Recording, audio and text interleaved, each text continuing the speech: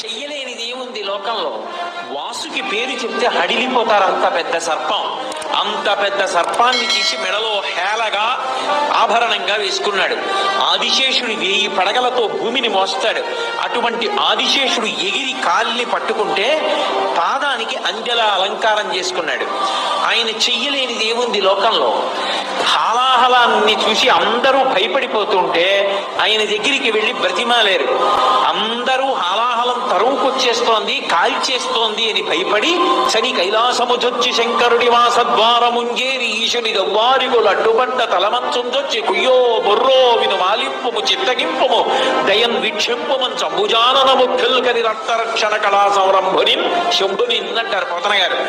వెళ్ళి కైలాసానికి శంకరా నువ్వు తప్ప మమ్మల్ని ఎవరు కాపాడతారు, స్వామి రక్షించన్నారు అనేటప్పటికీ బయటికి వచ్చి హాలాహలాన్ని దేవతల కోసం పుచ్చుకున్నాడు.